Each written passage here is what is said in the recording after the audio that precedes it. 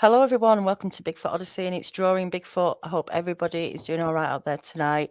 We've got a great show, as always, with a great encounter tonight. First, let's say hello to our magnificent artist, Larry Batson. How you doing, Larry? I'm happier than a python at a chicken farm.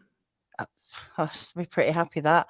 And our guest, everyone knows us, has listened to Fred's encounter on Bigfoot Odyssey a few weeks back. But it's Fred from Alaska. How are you doing, Fred?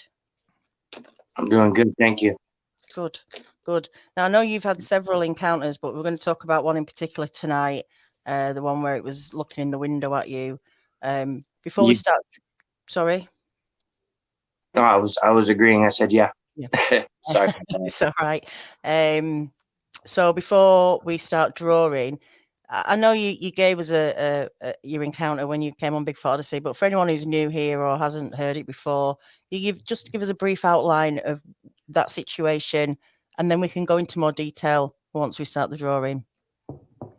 Yeah, so we went gold panning for a 10-day on-site trip. We're loaded down good. We made it less than 24 hours because right after it, we got there a couple hours before dark, and as soon as it turned dark is when the whole place creaked and shifted, and we went outside to check on that, saw eye shine, immediately recognized all is not right, ducked back in. My younger relative saw it, looking at it through the window. I tried to get a description from him because it showed its teeth to him, but he was of no use when it came to describing it other than big, and he was freaked out by it. But so it showed its teeth to him. He fell under the table in shock, holding that 30-06. When I looked over to see it, it had already came up to the window, and I only saw from the nose to the top of the brow, and it was less than 3 feet away from me at that point.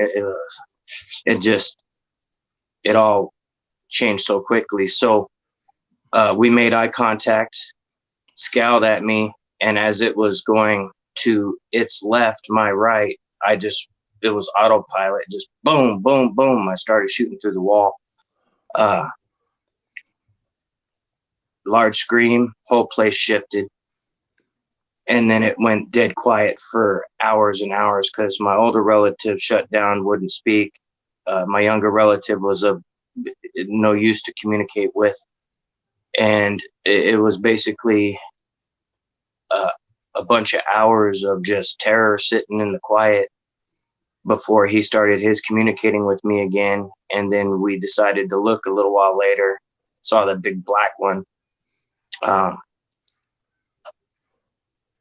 Just the way it absorbed light, it seemed just unreal. Anyway, so we saw that. We ducked back into the little cubby because this is only a little 8-foot by 8-foot little nothing of a shack lean-to thing connected to a little trailer. And the trailer, it was one of those egg-shaped ones, and it used to have a rear window to it, but it was sandwiched up with some kind of plywood, so there was no windows. It was basically a little blackout room because back when the observers for Fish and Game would go up there on the counting tower, they would literally count salmon swimming up to Clear River. It was their job, so that was their sleeping quarters. So we were tucked back in there, barrels crossed. It was borderline insanity. That calmed down. It stayed quiet. That thing just moved, and we disappeared into the cubby. We didn't continue looking out the windows, and we just sat back in there, terrified for I don't know how long. When we started trying to talk, it's surreal because in those moments of trauma, everything it kind of gets a little goulash, like chronologically. So I'm trying to be as accurate as possible. And so as we were beginning to talk again, because it stayed dead quiet, the pressure in the air, let me be clear on that. Once the place creaked and got our attention, the air changed. It was a lot of pressure. Unreal. I still don't have a really good example of what it exactly felt like, but it was an oppressive kind of pressure. I don't. It's weird. Ominous. That's what it is. Ominous. It was an ominous pressure of just bad stuff. I'm not saying evil. I'm talking on a primal level, being the rabbit in the hole. You're in It danger. was, You yeah, felt like you're in danger, like you say.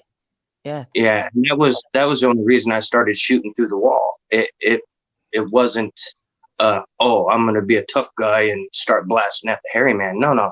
Just panic. None. It was on the spot. I started shooting. But so it still stayed quiet after we saw the pitch black one. And now that pitch black one was huge. It was a little bit behind the outhouse from us, and we still saw from mid sternum up. And that was about a good 4 foot distance from its chest, sternum area. And that outhouse was about 8.5 foot tall. And it was also back from it. So I guess maybe 13 to 14 foot tall, 5.5 foot wide, massive, but pitch black. And that's the thing. Like, when it started moving, it was just a black thing moving. And it was so surreal because we had that million candle power spotlight. We had a fresh battery in that thing. It was old technology, but excellent beam. Everything was fresh, and it lit up everything. The outhouse was well lit up, but this thing was just, it was like it was non-existent almost. Like, so yeah, it was after that had happened, and we calmed down because of the quiet.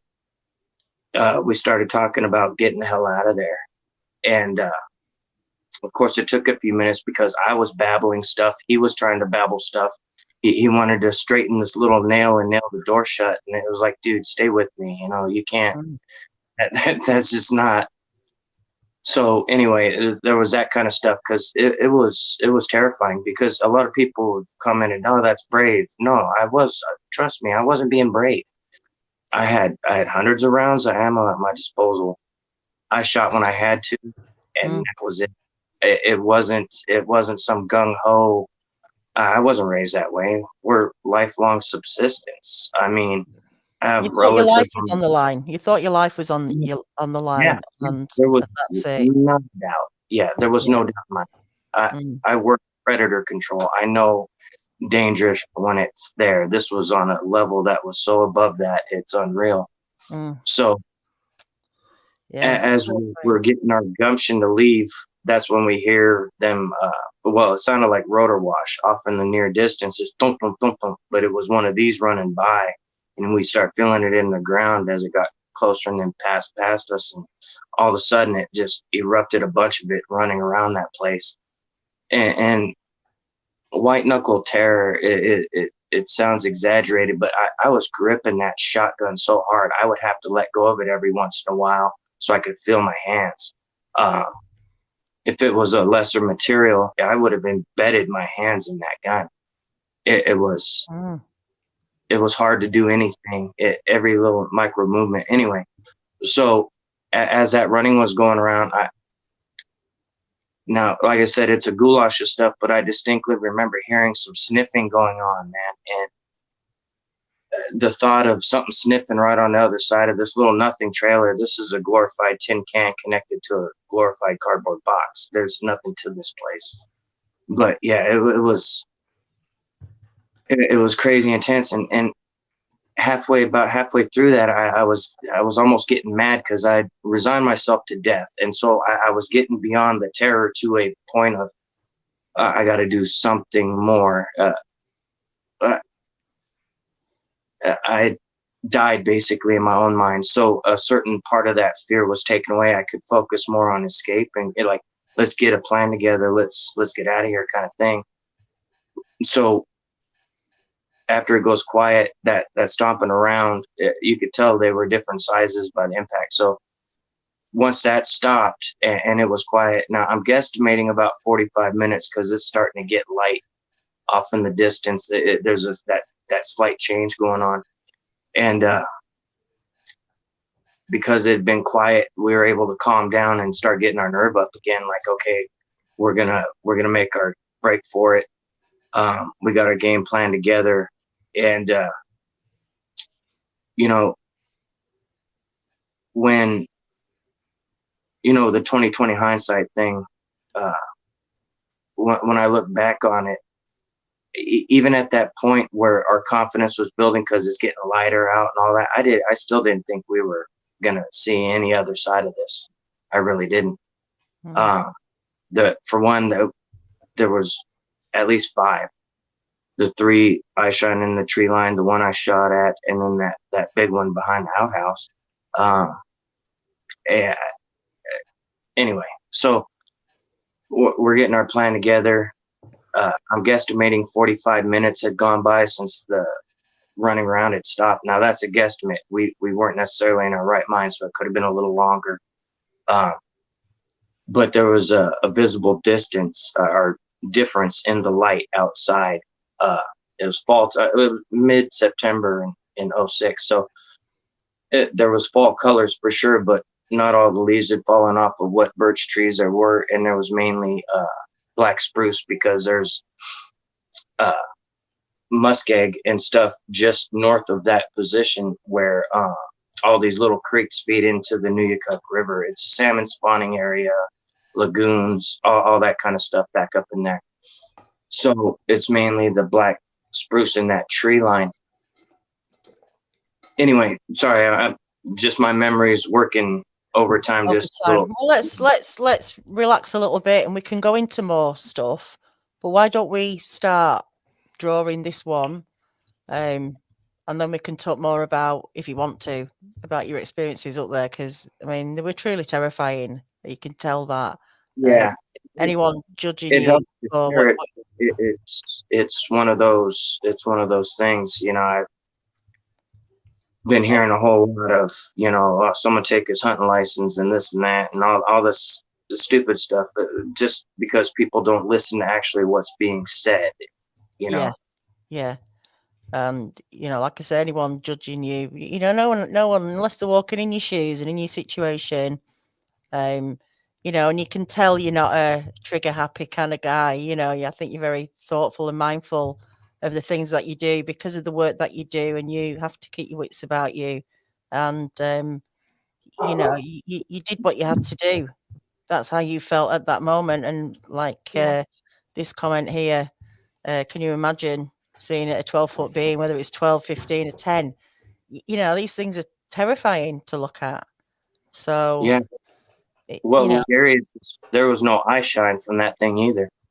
The big black one behind the outhouse, that was just, there's so many things about the whole thing that still bother me, that I can't, like when I shot it with the 30-06, I'm not, this is not braggadocio. I've killed every large critter up in Alaska with that round, every one, and it not having any effect really was just, it still bothers me anyway. Okay, well, Larry, you're spot on then. You've got a really good view there. We do. We're going to start this one differently. We're going to start from the eyes, because and we'll just hopefully try and interpret the looking through that pane of glass. Describe the eyes to me, Fred. What did they look like to you? Okay, in perspective, it was they were roughly at the halfway point in the window. What struck me the most is they were deep set but robust, if that makes sense. Were they round or were they like oval? They were oval shaped. Okay. But the eye itself seemed large inside the slit, if that makes sense. And it was like a clear glass black marble with the only color that I could tell was the let's see. Sorry, let me step down my notification alarm. I don't know why it's beeping on me. Well, let's start with the shape then. Do you think they were bulging, the eyeballs were bulging out the eyes? Is that what you mean? It was that kind of look. Sorry, just 1 second here. It was it reminded me of a Native American, through the eyes, across the bridge of the what was of the nose and the furrowed brow. So it was slightly elongated, almond shape, but a little more round towards the middle. Okay. How How's that close one? am I? Pardon me. How close am I? Can you see it? I'm having a hard time seeing that. That's pretty close. Sorry, the perspective of my screen was a little off. Yeah, and it needs to be a little bit darker if you can, Larry. It's a little bit light at the moment.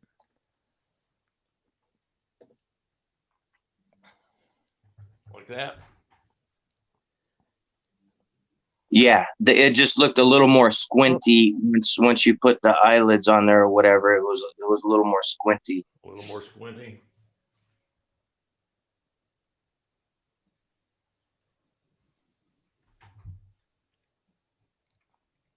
What about that?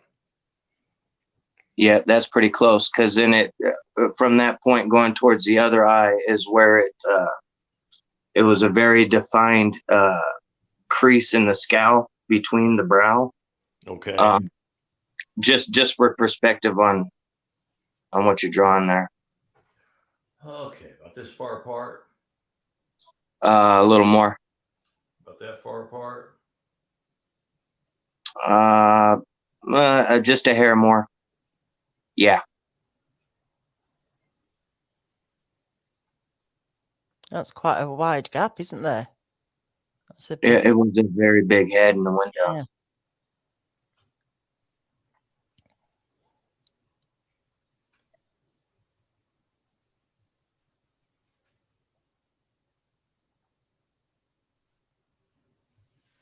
Oh yeah. Is that Yeah. good? Yep, that's looking good. Okay, I think the one on the right needs to be just a hair bigger. What do you think? No?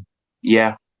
Well, I mean, in perspective as well, it was a little turn. So I mean, it's up to you, but it's No, it looks. I want to make it looks good like that. Yeah, it looks good like that. Okay, all right. And the eyes are deep set, correct? Yes, and around the eyes reminded me of an old Native American. If you've seen those photos, very pronounced cheekbone, and the brow was relatively large. Okay. I'm gonna go between these two eyes like here, and you tell me where that brow started when I move my pencil up. Down just a little bit more because it was scowling at the same time. Oh, okay, all right. Yeah, it had that furrowed look in between its eyes with a very defined crease.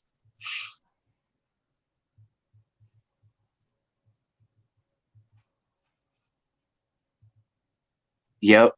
Outside of the crease in the middle, it may be my screen as well. I see a little bit of a crease there. Yeah. More of a crease down lower.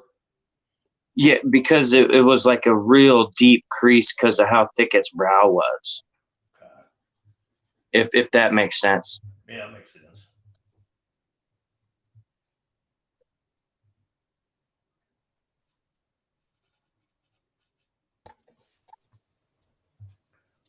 Yeah. That's it. Yeah. Okay. Okay. From right here going up, you tell me when to stop the pencil for the height of the brow. About there. Did it taper off on the sides, or did it? No, it stayed relatively uniform down to the sides of the eyes. Down to the side. Okay. Yeah.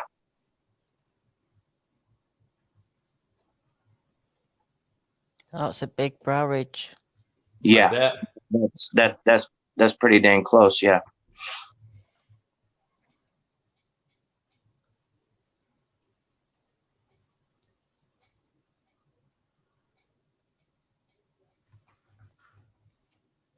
It's just so hard to imagine. We've lost him. Oh, He'll come back. He does tend to have internet problems now and again. well, he's in Alaska. Yeah. So I'm sure he'll come back as soon as he can. this While we guy wait. showed back up. Hmm? No, this guy showed up. Here we go. He just needs to connect his mic, and then I can put him back on.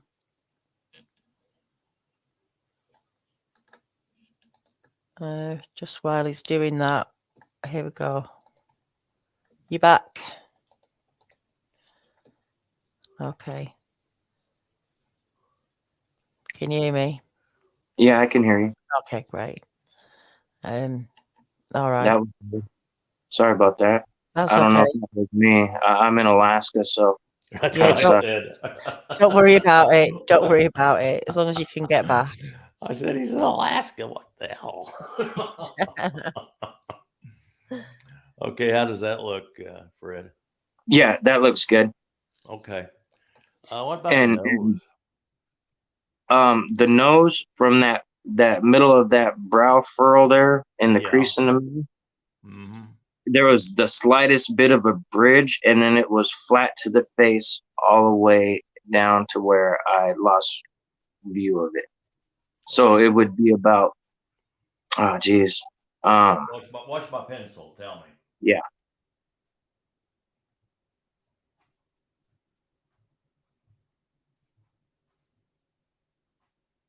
About there. And it was a very broad nose that was it looked like the nostril flaps were skinny, and the center of the nose was wide but slightly bulbous, not too much though.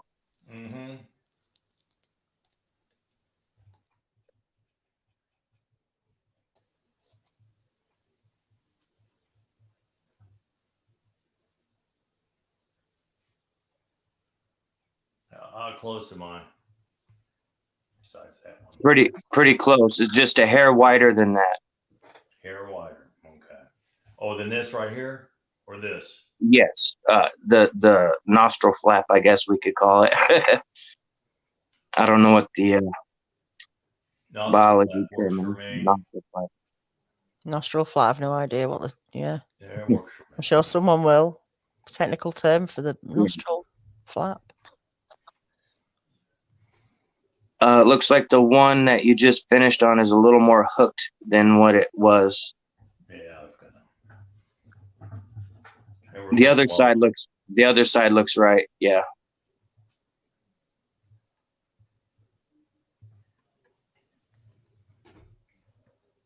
Okay.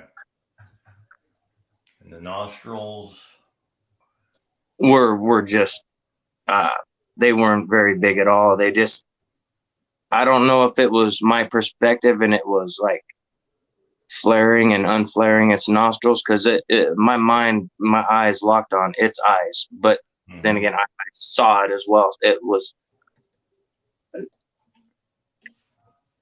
they were kind of just,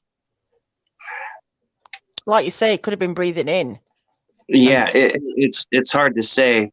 They were wide, but they weren't huge openings, if that makes sense. Makes perfect sense. And so, yeah. Is that right? Maybe a little more elongated. Just the slightest bit towards the center of the nose. Yeah. Yeah, that looks right. Okay.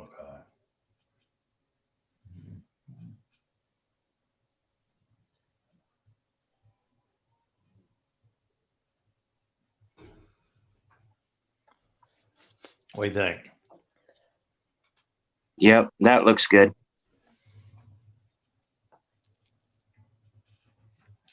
From here up, what was happening there? I'm sorry. It had the slightest little bit of a hook from the brow, and then it was just flat and proportionate coming down. It didn't really stick out much. Okay.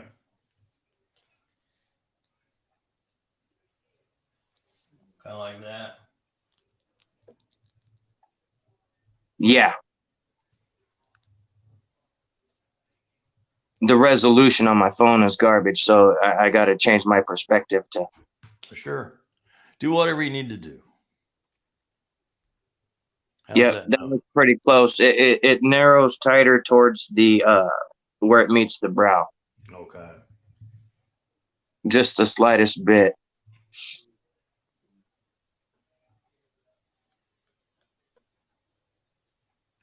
Yep, that's it right there.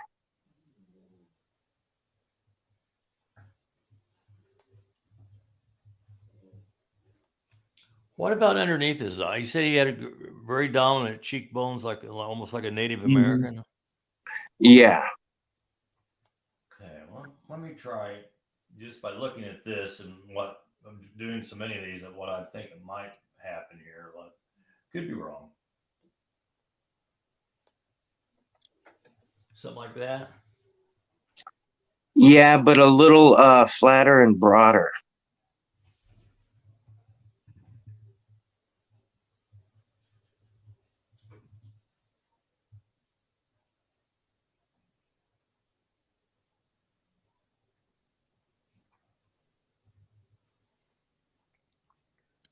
Yep, that looks pretty good.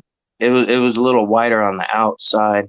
On the outside, okay. Yeah, on the eye side, it was pronounced a little wider than the eyes were set. How about that? Yeah.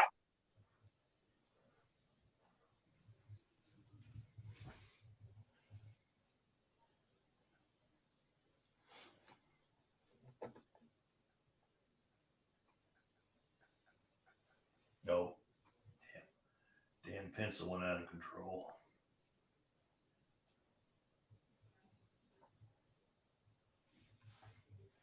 Yep, that's pretty close. Should this go down farther, like more like this one? Oh, that's pretty close, isn't it? No, that's pretty close. Okay. How much of this could you see up here? The top of the brow and a couple wrinkles, very tight, close wrinkles on the forehead. Everything looked really thick.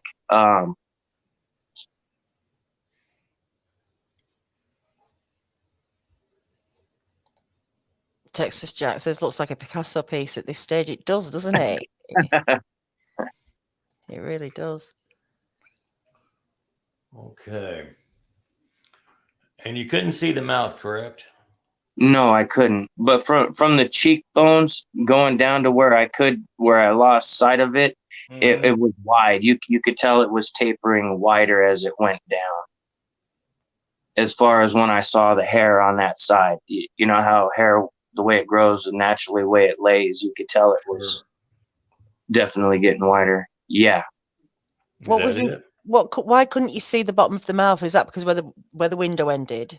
Yeah, he was too close to the window. Got you. So that's it? Yeah. But around the eyes, it was very furrowed and angry looking. But you have the shape of it very well. And like we have smile lines next to our nose, those creases, those were very defined on it as well.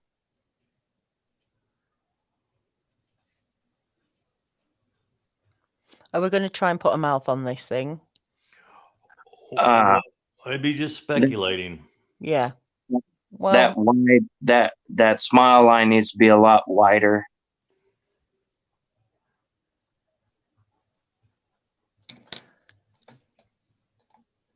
This is one of Larry's through the window. Yeah. And I guess it was a similar experience to that. Maybe not as friendly looking. Not that that was friendly, but yeah, eyes were a bit different. That's for sure. How about that? Yeah, that right side looks like it's sitting just a little low.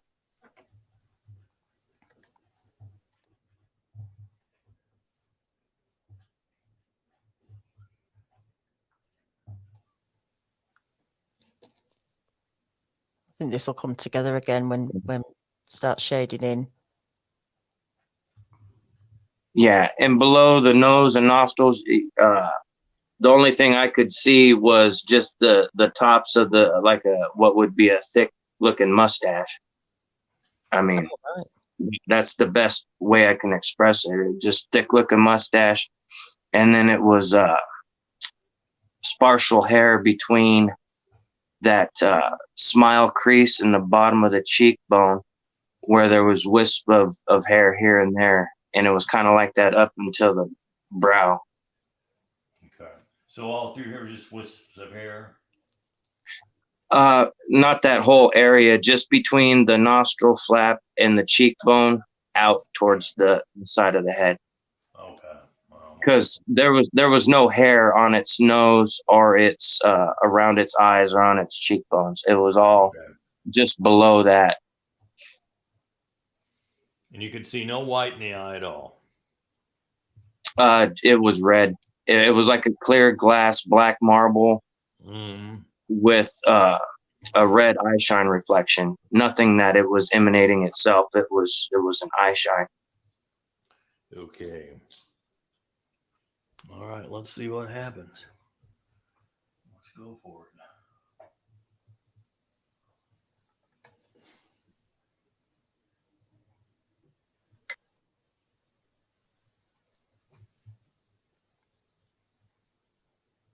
It's amazing, actually. You can take in the details, you know, when you're in that situation. But what else do you focus on? You know, other than the thing that's staring at you. Yeah, it's seared into my memory.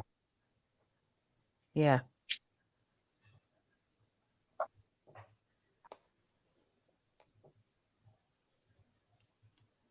I was talking to Larry before about, you know, you were saying seem to be much more aggressive out there. You've heard that, haven't you, Larry? Oh, yeah. Yeah. Yeah, I still think it has to do with the population difference, because no one, where we went is so remote. It's not like there's people out there with any regularity, you know, there just isn't.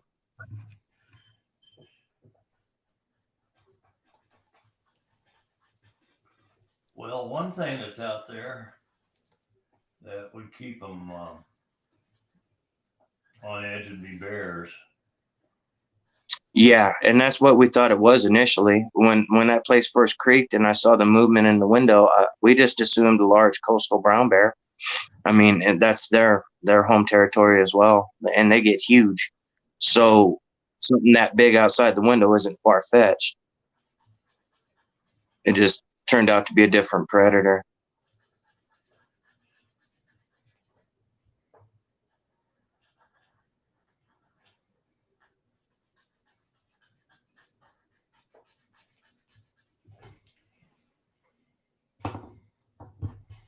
Yeah.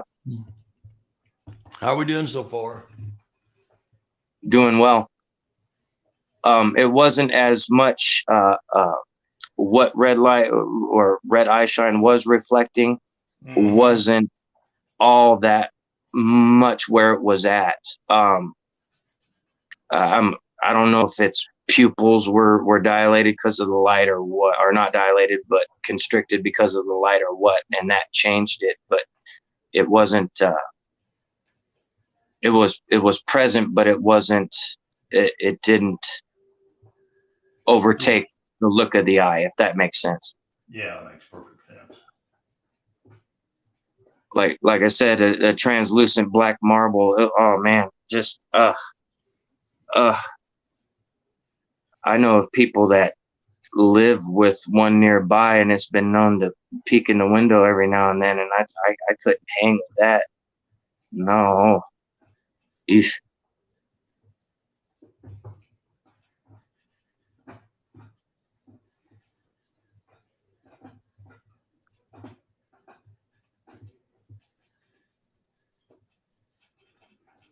It must be absolutely terrifying to feel, you know, helpless and vulnerable.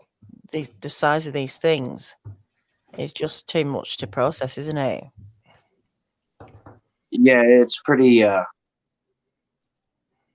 It's almost like peeling an onion, because every time I think about it, there's just little minute things that I remember. You know, just the smallest things, like the smell of the moss and the mold in that place. just, you know, when I was sitting there quiet for all those hours, the horrible horror story just in my own mind was creating of how I was going to die when I was coming to terms with my imminent death. It was just, yeah, that's about right there. And then everything else, you have the basic down perfect, and the rest was all anger and like disgust, if that helps. Yeah, it does.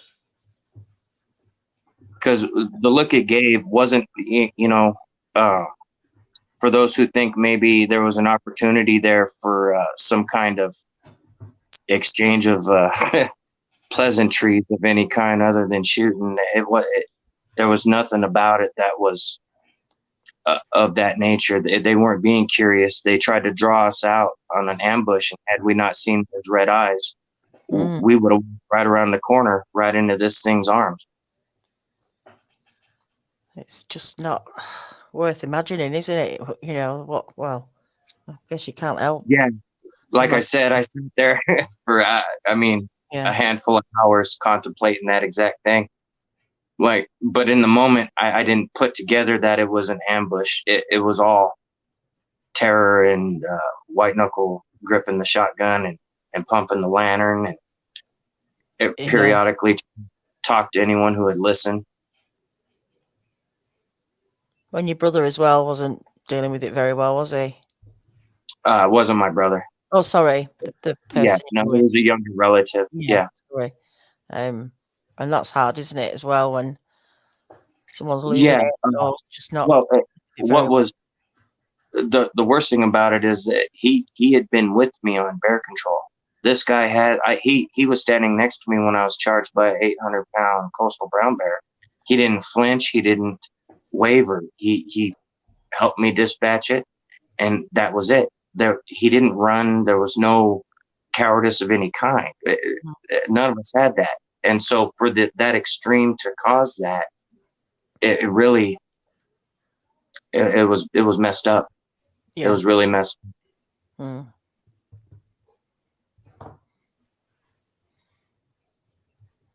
It really shows, doesn't it, what's going on? All the fear when you see reactions like that. He was locked up. Yeah, the way he was locked up holding that barrel, I'll never forget the look of terror in his eyes when he was looking across the little room out the window at this thing. Because once he did start talking to me again, that's when he told me the reason he fell under the table was he noticed it out the window. It was a little further away. It showed its teeth. He fell under the table. It came up to the window, and that's when we turned and saw it. So he had a clear look, but outside of just saying the teeth were big, he didn't give me any description that I could, you know, nothing tangible. He was babbling about it at that point because, I mean, we were freaked out. This wasn't, I don't want it to sound like it was just a mellow evening. It was, even though it was quiet a whole lot of that time, it was terrifying because a moth hitting the window. Oh my God. You're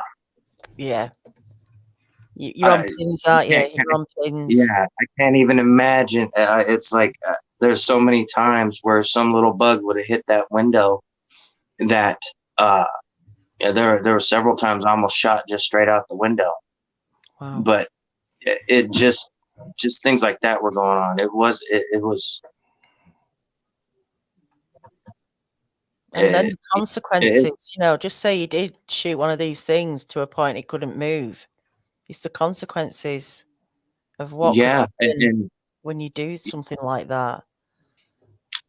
Well, the way the scream went off and the place shifted, I thought we were going in the river, but I don't know if I even hit it.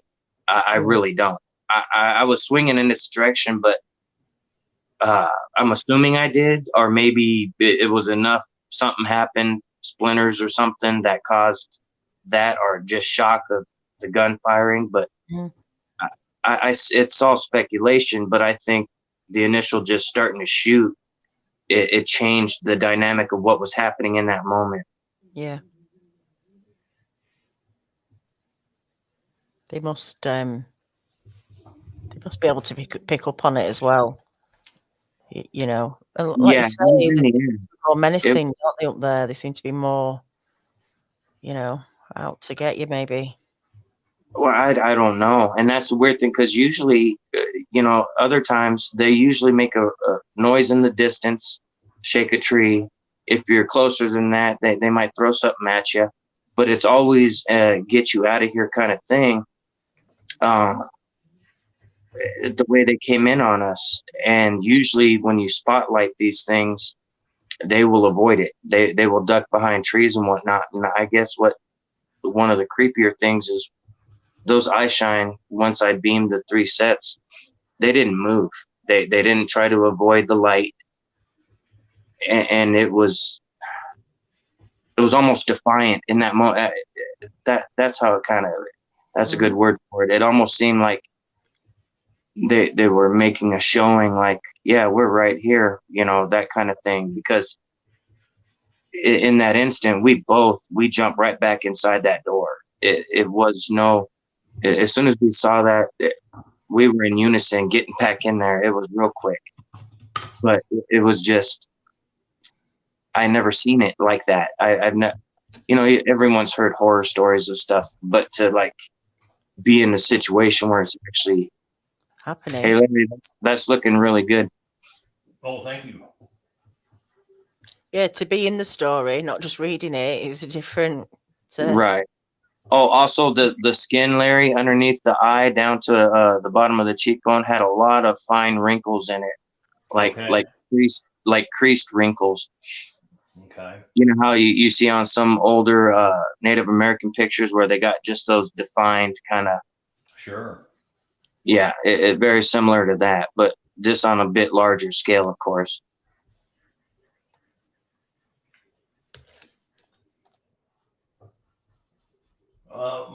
My friend Bob Titmus, who's passed away, who's part of the Bigfoot phenomenon in the 50s and early 60s and then on.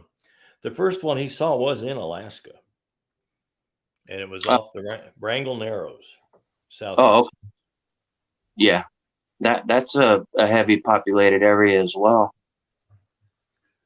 Yeah, he described it. He saw it in light, and it was chestnut brown in color. Well, he described it. Yeah, most of the ones I've seen are almost like a version of an orangutan, kind of orange or a strawberry blonde. I've seen some darker ones that were smaller before, but for the majority, the ones around like Dillingham proper that I've seen, like further south from where this happened, they seem more like Chewbacca on steroids with the head lowered on the shoulders as far as overall appearance. Mm-hmm. This eye is very good, Larry. Oh, thanks.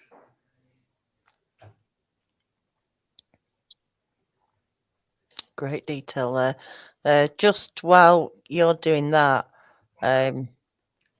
these mugs, Larry and his wife have been making Bigfoot mugs, all individual. They look amazing in the flesh. Not that I've seen them in the flesh, but Larry's had one before. He was drinking out of one, and they do look really good.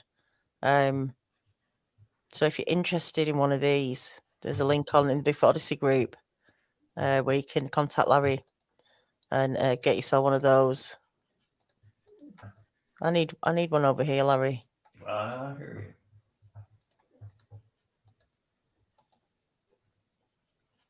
What size are the mugs? I like coffee cup size. Oh, okay. Everyone's hand, I sculpt the faces, and my wife creates the cup. And there's a lot of work in those things. Yeah, they're great. Great idea. And like you say, unique.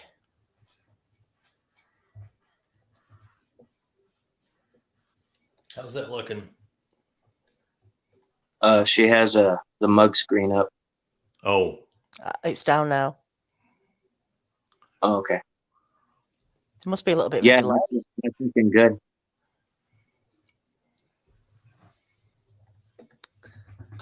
And right between the eyes, just over the center of that nose, it looks more like an upside down seagull.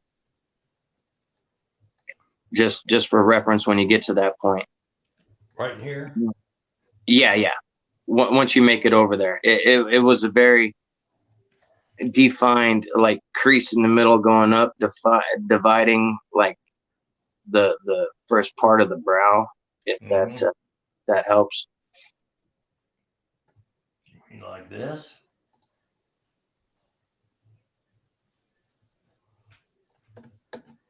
No, I guess what I'm getting at is instead of it being down, it should curl back up into the middle with a more of a that scowl kind of thing to it.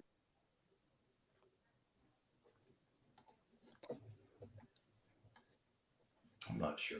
I understand. So from the sides of the nose there, where you have it meet the brow, have from those 2 points kind of curl up from that point, going up the center line of what the brow would be. It looked a little more separated in the middle in that scowl. Like that? Yeah. Okay.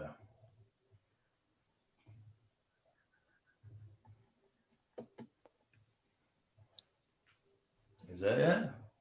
Yep. I'll be damned.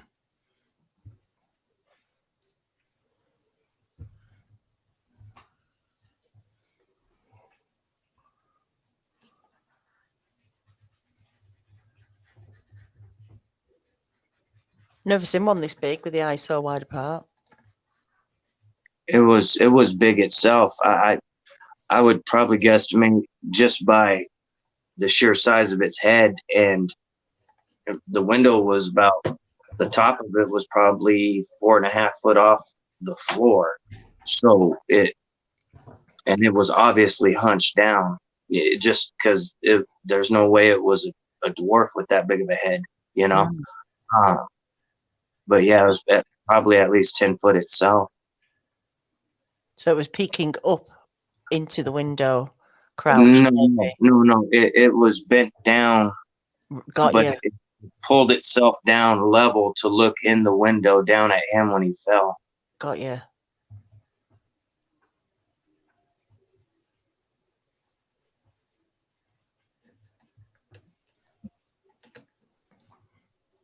Hi Kim. She says, with as many sightings that have been taking place, they are not all cookie cutter versions of each other.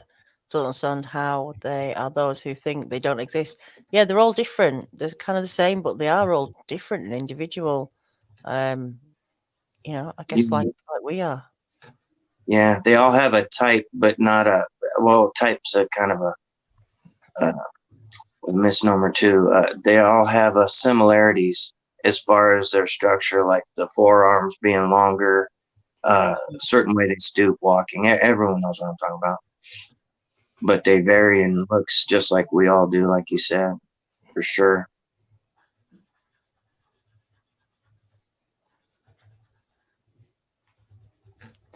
We've got Lanita here. Hi, Lanita. Lanita will be coming on. We just need to arrange a date, but Lanita's definitely coming on for a drawing Bigfoot, and I will be looking forward to that one. I will email you.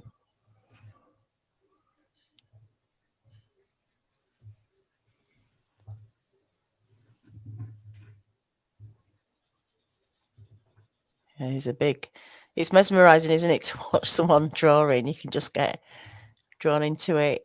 Yeah.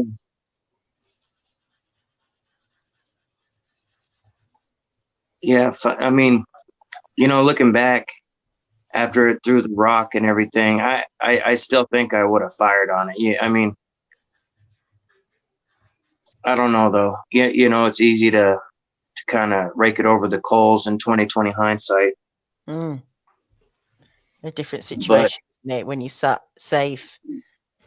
Yeah, exactly. But I'd probably still do it again. I would hope for better effect because that really was deflating when all three of those 30-06 shots it didn't even flinch. I mean, it did stop moving forward, but it didn't flinch. I mean, you heard the rounds impact this thing. That's a scary thought, isn't it? To think that, all right, it might have stopped it in its tracks, but that's about it. It didn't buckle. It didn't sway. Just what are they made of? I wouldn't even. I wouldn't know where to start. I'm sure it has to do with muscle mass and bone density, but I was going to say they must be packed with muscle. Right. It was, I think, Daniel Boone, Wolfstar did it a little while back. Was talking about in his journal they came across one in Kentucky, and his son had shot it twice in the chest, and the thing went over and was basically pummeling his boy. He shot it in the eye to kill it, and when they went to trace his bullets to see why it didn't die, it was like its ribs were fused together. So I mean, I take that with a grain of salt, but it would lend credence to what happened in this situation. Mm. But who knows? That's the thing. Who knows? And who knows where their organs are? You know, that could be a totally different story as well.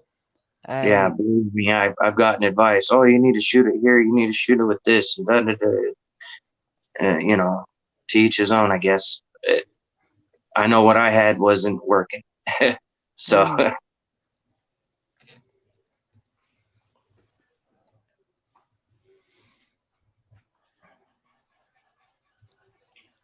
yeah, you're really capturing the blank your dead meat kind of thing around the eye there. It was dead but alive. You know what I mean? Yeah. Yeah, it's not looking like a friendly one, is it? I mean, I don't know if there are friendly ones in that, you know. Yeah, I'm biased. I cringe for people, and they could be totally different animals, you know. Oh, well, same but different, with more population and chance to exchange gifting or whatever. For me, I could never trust any kind of safe feeling around these things again. No. I just can't.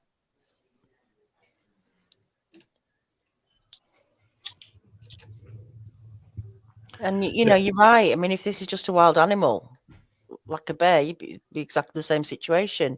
You're not going to get friendly with them. They're dangerous wild animals. Yeah, I wish it was bears instead of these things at night. Because I know where to shoot a bear to kill it. And that's another thing that bothers me. With my younger relative, just going through that, it to me, I don't know. I'm not Superman or anyone special. I don't know. The way I reacted to it, it didn't feel of my own. Like my conscious decision wasn't just, oh, I need to shoot this. It just happened. If that makes sense. It's hard to explain how primal that fear was, because it was like it woke something up in me where I had a realization instantaneously of what was happening. You know, as far as that feeling of being hunted. You just went into protection mode. You know, yeah, you have to protect yourself, and that's it. It's that instinct of, you know, when you're driving in a car and you might have something on the seat of your car that you don't want to. You have to put your brakes on. You immediately, could be anybody sat there or your dog or whatever, you immediately put your hand out to stop them. You know, it's the first thing we do, isn't it? We don't even think about it. It just kicks in. Yeah, it was definitely a reflex, but and it's hard to convey how intense it was. It was like a bolt of electricity through the whole body at once. I've been fearful before. I've been charged by bears. That's scary stuff. It's not. That wasn't even close to the level that this seemed to have around it. I don't know if it was an oppressive thing from them, or if it was just the situation and the heightened sense of that primal fear. Because I don't want to mislead, or because I don't know enough, just straight out call them evil. It felt evil for sure, but I don't want to. I don't want to mislabel something that could have been their natural hunting, me automatically being prey and not being used to it kind of thing. You know what I mean? So Yeah. there's some variables I just can't hold certain hard lines on. However, I won't ever trust them. I know that much. Yeah. Well, you know, you can only go off your experience and how you felt, and you know, I think you had a pretty good measure of what was going on, that you were able to, you know, have a clear idea of what's going on there and how you felt and how you think that thing was. And evil doesn't have to mean, you know, anything. Yeah, they weren't out there. Yeah, Evil's just something very bad, you know. So it's just something very bad that you don't want to get caught up in. Yeah, because it's not like they were dancing around a Ouija board before coming up to the shack or anything like that, you know. Exactly. And there was no portals. There was nothing supernatural feeling other than that pressure. And again, I've never been food before, so that might be the normal feeling of food. I you know, I believe in Jesus. I'm just saying, in that moment, I can't say there was a supernatural thing happening. It all seemed flesh and bone to me.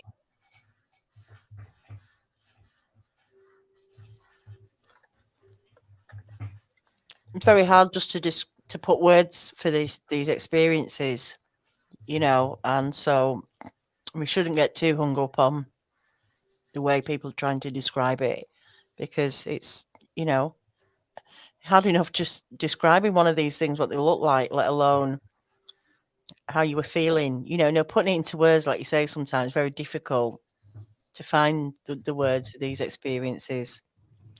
That the lower part of that right eye looks a little large. Where? Here? Yeah, on the overall height compared to the other one. Okay. Well, I don't think there's much you can do at this point, is there, with that? No. It's not horribly off. Forgive me, my memory will sit there and not trying to nitpick you, buddy. You're doing an awesome job. You're capturing the look in its face very well. Well, I know if it's not right, so. Yeah. Seven Pearls asks, Fred, have you gone back to the area since? No. I'm going to be doing a documentary here this spring. I'm going to be going to some more not so remote places first, and then come this fall, around the same time, a year that this encounter happened, I want to go back up then to do that portion of the documentary, maybe do a couple parts.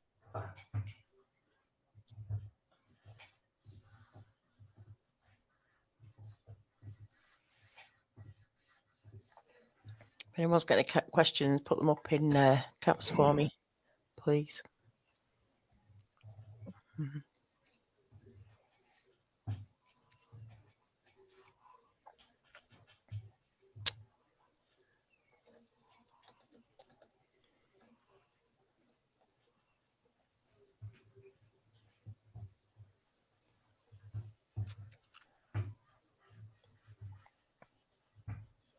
The eyes are great. Oh, yeah. They mean business, don't they? Yeah, there was nothing curious about the look. It was all business. It was all I knew immediately on eye contact. As soon as it looked at me, it just that look of you're nothing to me, you're dead meat kind of. It's hard to put into words.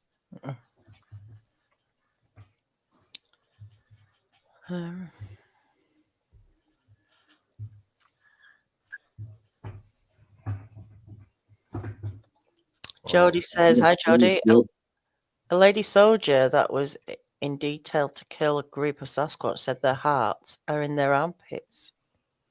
You never know, do you? You just never know. I did hear something twice, actually, how the organs are not in the same place as ours. It's completely different setup. Yeah. That's why, I mean, I couldn't make out any detail on the big black one when it came out of the tree line. That's why I just went center mass. I figured that was my best chance. I couldn't definitively make out a head or anything like that. It was just a big blackness. So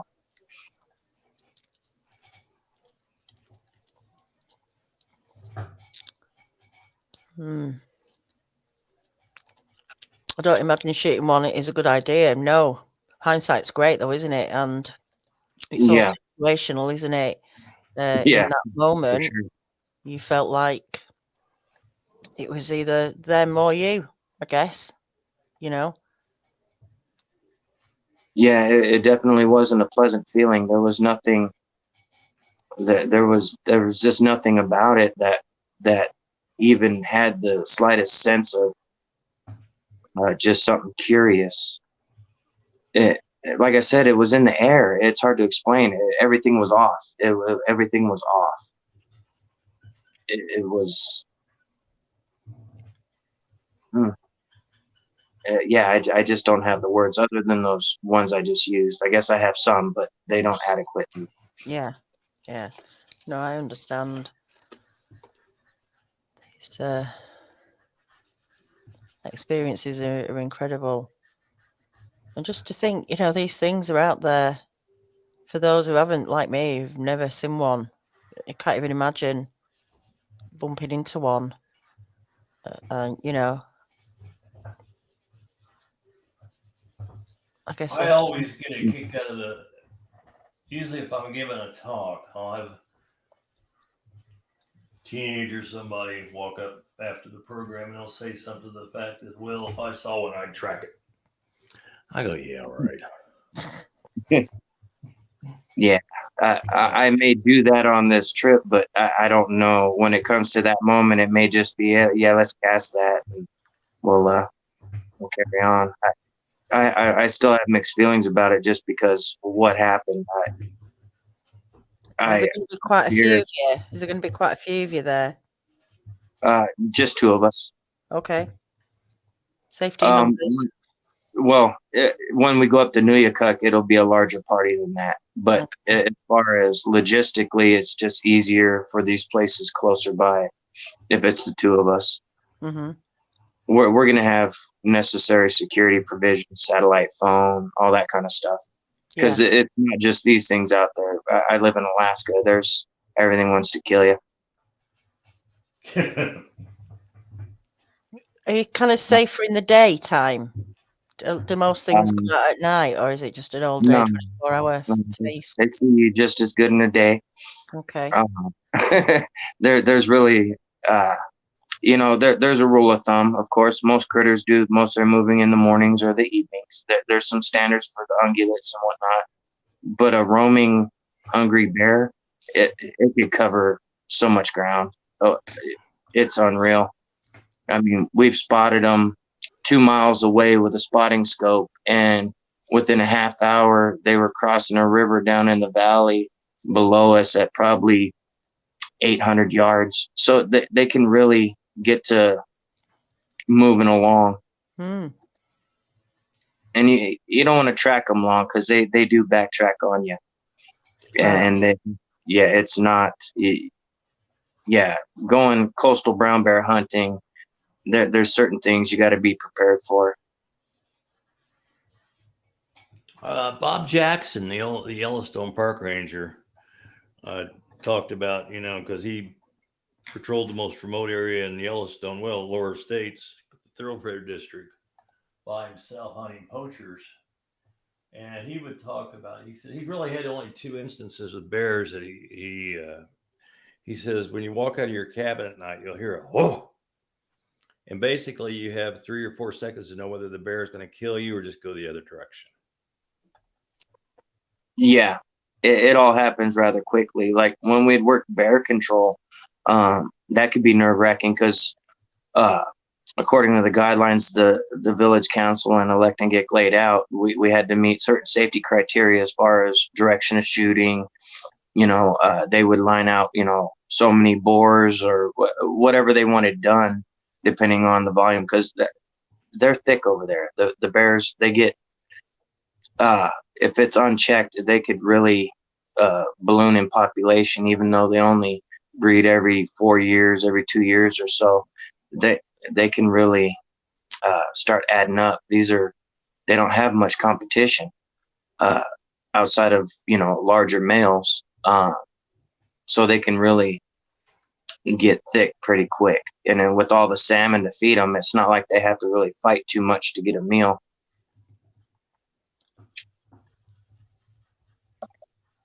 But just getting a beat on one of those things and squeezing off, and most of the time we drop it right there in the dump, collect the skull and all the stuff Fish and Game would want. But the times that we'd have to follow it into the brush to finish it off, those were unnerving moments. But even those, like I was saying before, had nothing on this experience on the Nuyaka. I mean, and I guess we were kind of young and dumb, doing the bear control thing, because we were still at that age where we're running more on bravado than brain cells. So, going into the brush, it really didn't mean much. But once, like when I've always been an adventurer, so, going remote in different places is nothing new. But, there's this change in the way you view things when you go very, very remote, because then you realize there's no safety net. All your safety net is gone. It's literally you and whatever skills you have in surviving and your provisions. So there's no safety net, is there, or anything? Yeah, so there's a different mindset when you get that remote. But just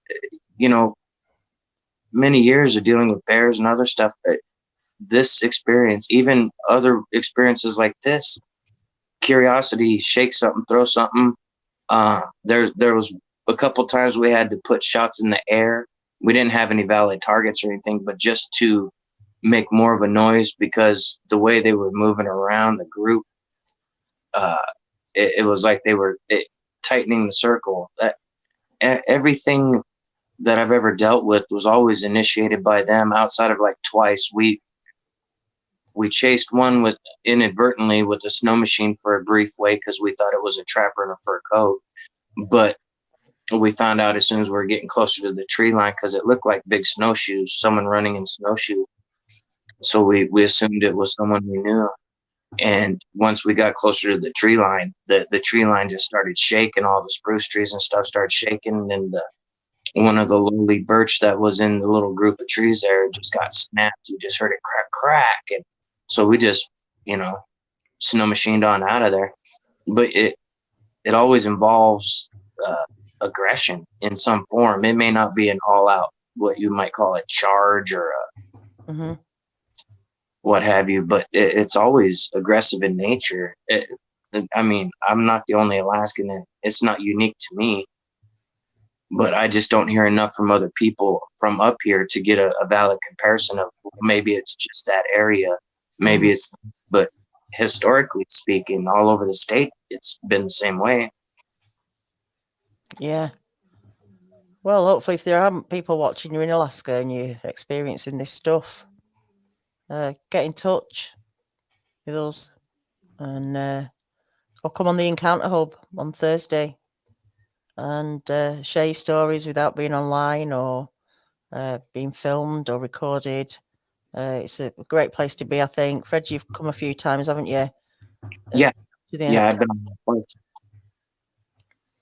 that. So I'll put my email up. Anyone wants to come on Thursday, I'll give you another shout out tomorrow on the show tomorrow. But if you want to come on the Encounter Hub, I'll meet up Thursday 5 till 8 p.m. Central. Send me an email and I'll send you the link.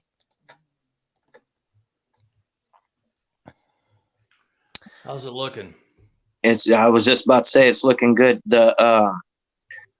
that crease line was very defined from the nostril there to the what would be the outer part of the mouth. But and that's the only reference I got outside of the little bit of hair I could tell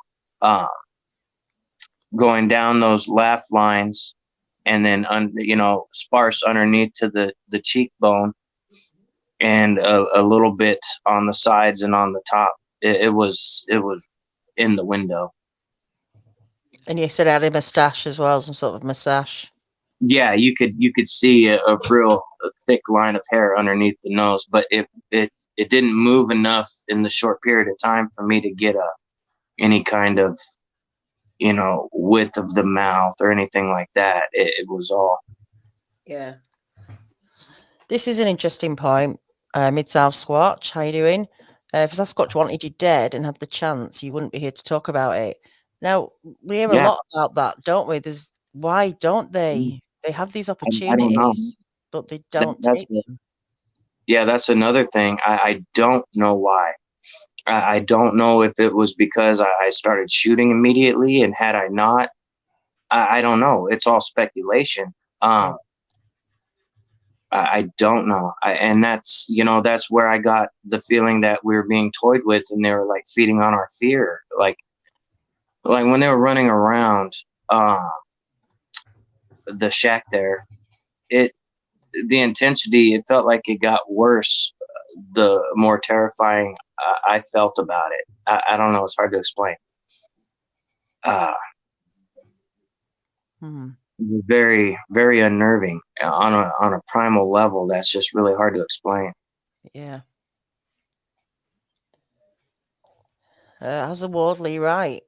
Maybe when they do, there's no survivors. Well, yeah, maybe there isn't people to tell the tales of what happens when things go wrong. But it is true that these things, by all accounts, could just take you out. And there's a lot of people who are reporting that who've actually, have survived it. And that must be yeah, that to tear your mind apart. Like, why didn't it? It could have done, and like say, toying with you. Yeah, and any one of them was more than large enough to just chuck our butts right into the river. That shack and all. These places that are remote like that, these counting towers, they got to be built on some type of skid. They can't be a permanent structure. The state law doesn't allow it. So what has to happen is it was built on pallets. So a few pallets with plywood on top, and then walls built to that. It was literally nothing to this place. Mm-hmm. They could have easily chucked that thing, very easy. And that I don't have an answer for that, but I know the feeling I got looking at it, that it wasn't a warm and fuzzy feeling. It was all bad. That it was all bad. I don't blame you. I can understand. Just looking at this thing here. That's really good, Larry, the detail in that. Mm-hmm.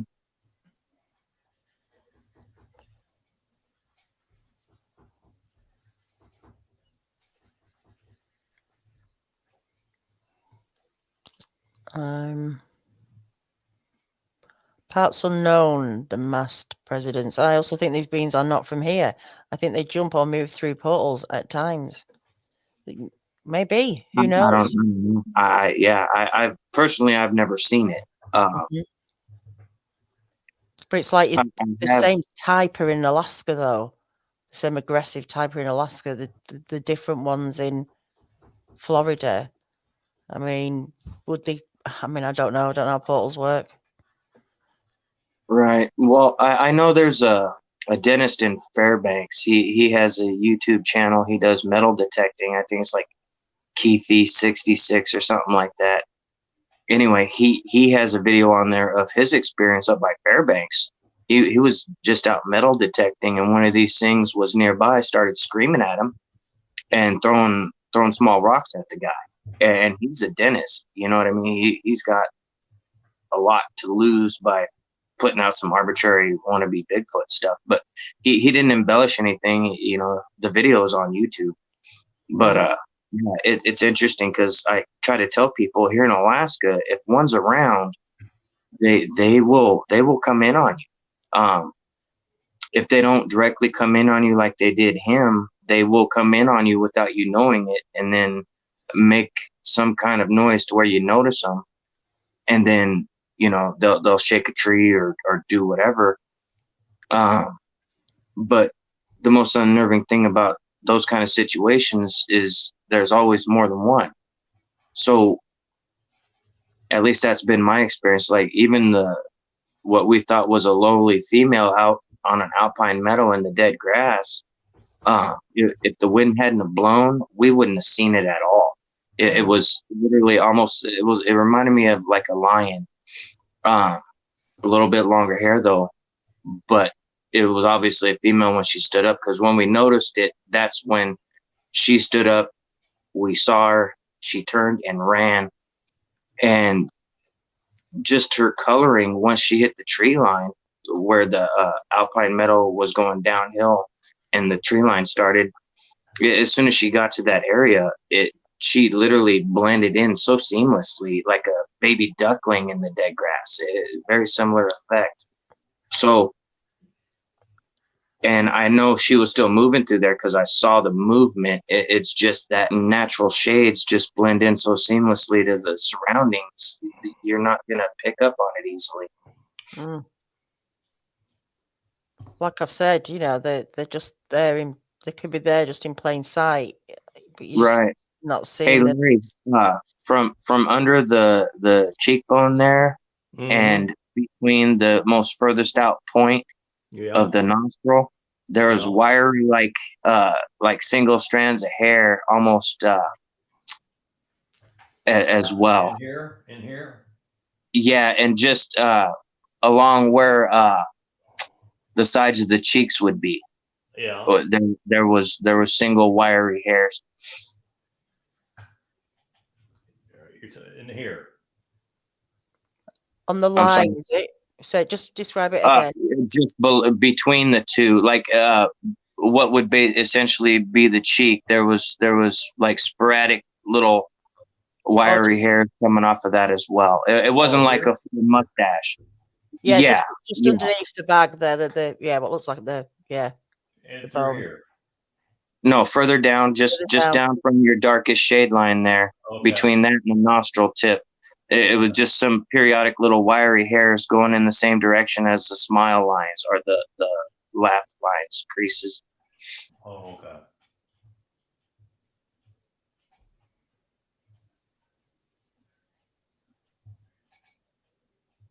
Like that? Yeah. There we go. They almost reminded me of like stunted little hairs, you know, or how an ingrown hair will grow, but only so much.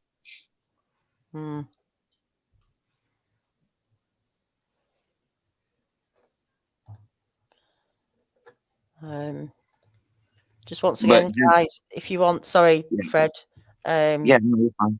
Guys, if you want one of these mugs or 2 of these mugs or 3 of these mugs, whatever, get in touch with Larry. They're all individual or unique Bigfoot faces there. And, you know, it helps towards feeding the animals, which is the most important thing, is if we can, if anyone can spare anything, is donate to Larry's Wildlife Fund. I'm going to put the link in the Larry's email address, and you can go to PayPal and use that. And also order a mug from there, or just email him for more information. And just trying to do my bit to help Larry out with all his animals there. Yeah, sorry, I bet it's going to get expensive. Oh yeah, you've got quite a collection, haven't you? Tigers and bears. I mean, that's. Yeah, I mean, I got 3 pit bulls, but they're ravenous enough. I can only imagine with lions. Yeah, they must eat a lot. What do they eat a week? What is the diet? About 250, 300 pounds a week. Wow. That's quite a bit. Yeah. The bears are taking it easy, so they're not so expensive to take care of right now.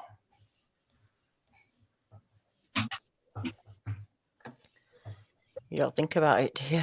About how much these animals eat. Oh, I think about it every day. Obviously, you do. Yeah. I'm sure he even schedules it. Yes. Sure, if anybody knows, Larry does.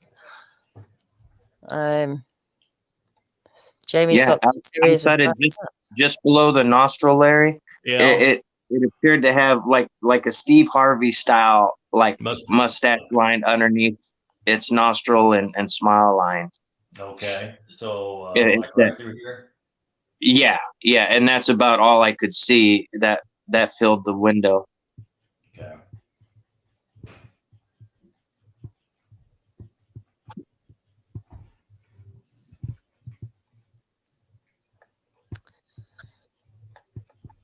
I mean, it's a shame you didn't see it all, but this still is a really good, description. Oh, this is excellent. A snippet. Yeah, he got the eyes really, really well. You're gonna trip out, Larry, when I send mine to Daniela. Very similar.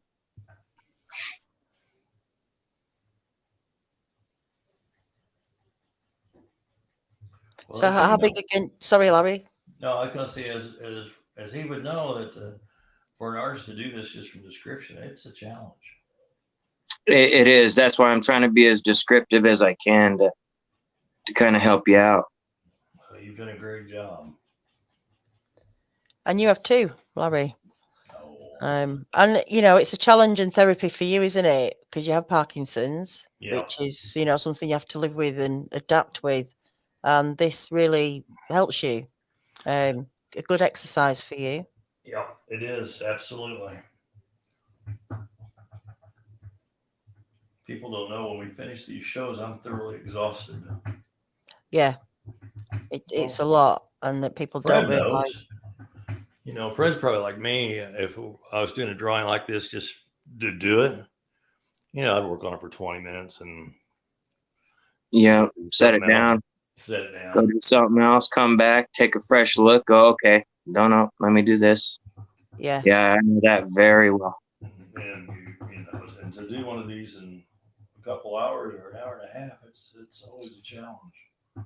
Yeah, it's intense, and you do really well just to keep going at it. Like you say, you don't have time to put the pencil down and step back. It's full on, and you've done some amazing drawings.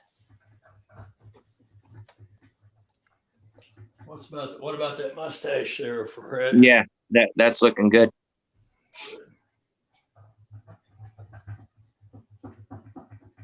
Don't think we've had one with a mustache before. No. And I am a big fan. Like I said, I couldn't tell you what it looked like below that. But my relative, all he could get out was big teeth. He said they were big block teeth, and like our eye teeth, just a little more pronounced, but not fangs necessarily, just a little more pronounced eye teeth. But that doesn't tell me how wide the mouth was, and I could guesstimate, but that wouldn't be what I saw. And I mean, if it was just looking at you, I'm guessing its mouth would have just been in a normal. I'm assuming guessing. I mean, you could tell that it definitely widened out on the jaw from the eyes, down kind of like bell shaped, because you could tell there was a huge mass there.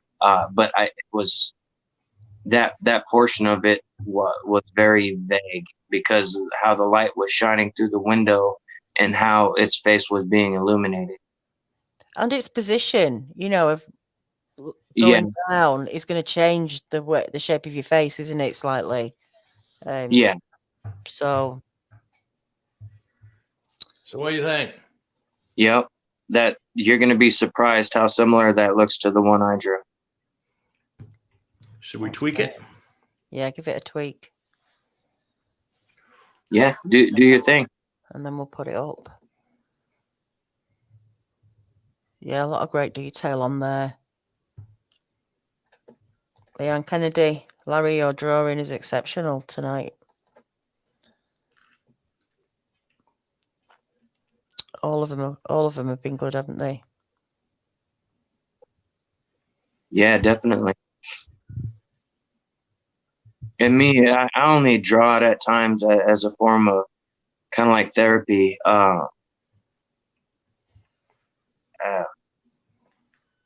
Yeah, I'm looking forward to going back up there, but then again, the other part of me is like, because I've had native elders tell me I was marked or something back in '95, and I never, I take it with a grain of salt.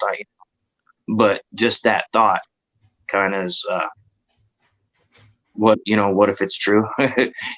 Go back and he's at the bank, waiting to see, that.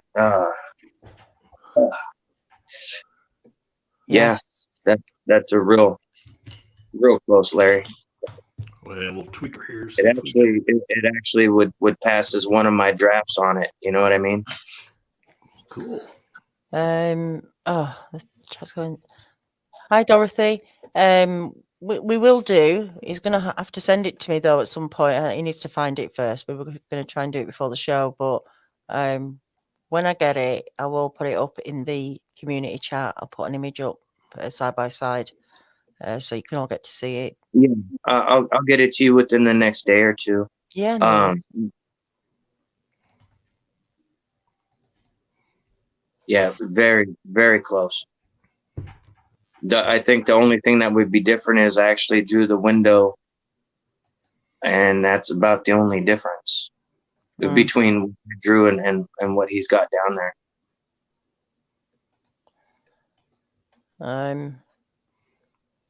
Because I mean, its skin tone was a light ash gray. It wasn't like a leathery tone or a charcoal tone. It was like an ash gray. Mm-hmm. A lot of you hear that a lot. That that gray color. You could tell it had age. I wouldn't say it was an old one, but I don't know how old these things get. But going by the wrinkles under the eyes and stuff, it had a weathered face, Yeah. I guess it's hard to tell when they're out in the open all the time, exposed to elements and stuff like that. They're going to weather much quicker than what we would, I'm pretty sure. All the ones I've seen move in the open in any way, shape, or form have been very fast. That female we saw that year on that meadow, she ran very fast, very fluid, and just the way when she hit that tree line and basically disappeared, but just it was a visual illusion. It was. What bothered me about that is a tree line behind us about 200 yards further down. We heard some branches cracking once she hit the tree line. So again, there was more than one around. We didn't even notice what we may have walked past going up there. So they just blend in so well. Yeah, it's scary, isn't it? Yeah. But again, it's that thing. They don't want to be seen, really, do they? Or they know how not to be seen. It's just those moments, those encounters where, people are crossing paths with these things and don't have any choice but to see them, or vice versa. There's Bigfoot must be caught unawares many a time, I'm sure. It has to be unfocused sometimes. You'd think. Yeah. There's too many accounts where people have stated as such, like it looked like, oh crap, they saw me, kind of. And I mean, they're very similar to us. They're human-like, as far as how, like, when it furled its eyes down, just just like a human, you can read that intent on someone's face. The body language was very self-evident. They're very expressive with their face, because it was already a look of anger, but when we made eye contact, it went to a despise kind of, like, well, like the picture there. Just that ominous, like, you're dead, like, anyway, yeah, it's, for those not there, it's literally, it's, you probably, hopefully you never understand what I mean by that, because it was fine stuff. Just bad all the time. 7 Pills asks, Fred, any nightmares, etc.? Did you suffer? Do you still suffer? Not still. It's been a few years since I've, and I thought for sure reliving it would spark some, but for like about 3 years after, I would sporadically wake up. You wouldn't want to wake me up if I was sleeping, because I would jump to my feet instantly.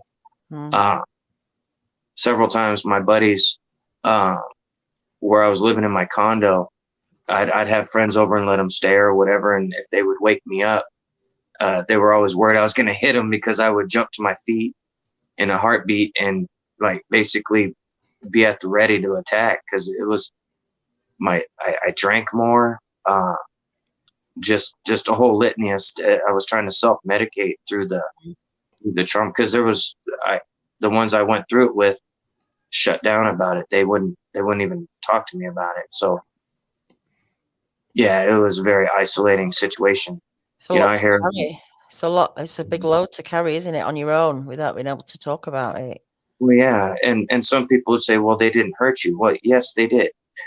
They hurt my relationship with my relatives, and that in and of itself is like a death in my family. I no longer have them in my life. So yeah, people were hurt. It just may not have been, ripped, limb from limb, but no, damage was done for sure. Yeah. You don't need to have a plaster on your arm to be hurt. There's things that happen internally, or with other people, like you say, the knock-on effect of these situations, can mentally can cause a lot of damage. It does hurt. Yeah, and as far as the rest of that face, it was all dark around it, because it was dark outside of, the inside of the window frame and whatnot. Yeah, we'll see how close we come here. Have you sent me something? No, not quite yet. Okay. What isn't this? Okay.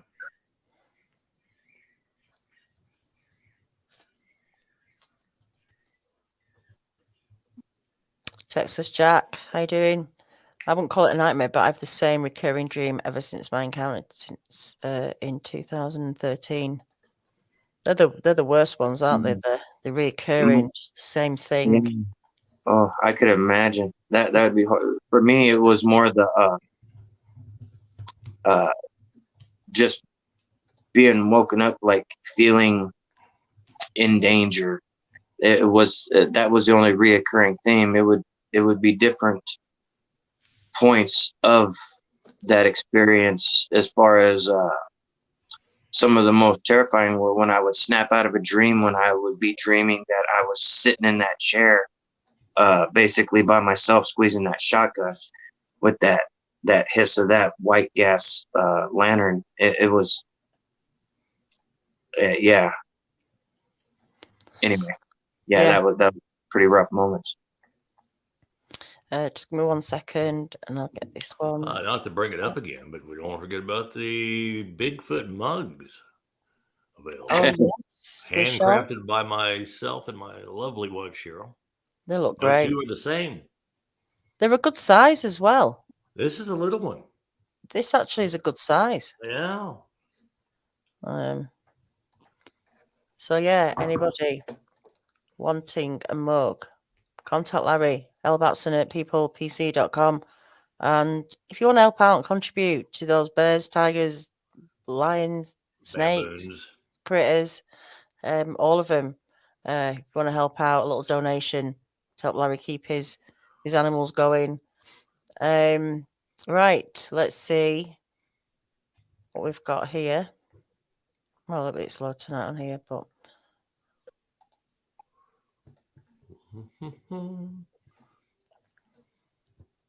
okie dokie. There he is. You know, something that still sticks with me is I don't like bright white lights up above me. Yeah, that's outside of the eye shine and the outline of the window. That's what I was looking at. Mm. It'd just be terrifying, wouldn't it? I mean, it was for you to see something that big. And the thing that was is how startling to the system it was. Like it was literally like a jolt of lightning to my body. Because that initial eye contact when I got my eyes fixed on it, its eyes shifted from my cousin to me. It was almost a one fluid motion, but it just how it was all set in the eyes. Within 2 seconds of seeing that, I was shooting. All this happened like right now. It was just, yeah, there's a lot going on. There's a lot going on. I know it's a very short period of time. Yeah, it's hard to translate that, isn't it? You know. And sorry, Larry. I have a request to make it a little lighter. Do you want to make it a bit lighter? Oh, I can just do that actually, if you want me to. Just a hair. Just a hair. How do I do like that? One of those little spindly hairs down there by his cheek. I'm just going to do my version of what I think. A little bit lighter. There we go. Hang on.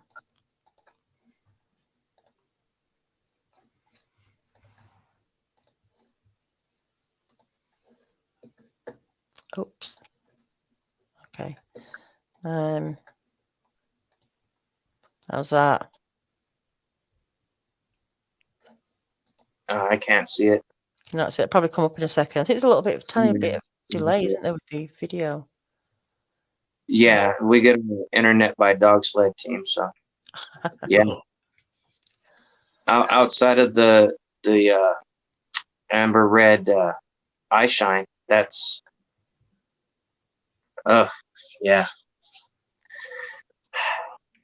Got it. Happy. Yeah, Larry likes to hear that. I love it. Well, he knows he's got it. He's nailed it. Then I mean, outside of the pitch blackness around the rest of it, I mean, it was pitch black outside, but yeah, that's what was illuminated in the window. Well, look, I thank you for coming on and sharing that, because I know you make me go like that every time you go like that. You know. Oh, it's just there's being gone through it, and then when I look back to the shoulda, coulda, wouldas, and how it could have been, that's what caught. It's just the hair on my arm standing up. It was intense. It really was. I several times I was on the verge of cheese sliding right off the cracker. I mean, it literally. It was the only thing that really kept me motivated was knowing I just shot at this thing.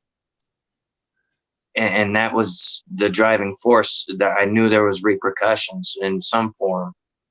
And so I just couldn't lay down. I wanted to a couple times, but I hope it goes away kind of thing. But I couldn't. Like I say, it's etched in your mind now, isn't it? It's one of those. Yeah. Every smell, like the only thing I smelled for a long time after shooting was just the gunpowder in the room. It permeated everything. Three shots from a 12 gauge in that little 8x8 it was there was a lot of it, and that's Yeah. yeah. Oh, It so was, Larry, it was a hell of a night. yeah, I can imagine. I can imagine. So you done it again, Larry? Oh, there we go. Yeah. Just I like it darker, but that's just me. yeah. Yeah, I like that one. I like it. It looks more menacing dark, doesn't it? More or less. I think. Don't you think, Fred? It captures the evening.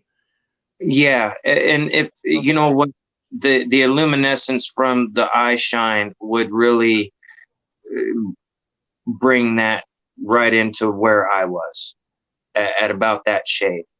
Yeah. Yeah.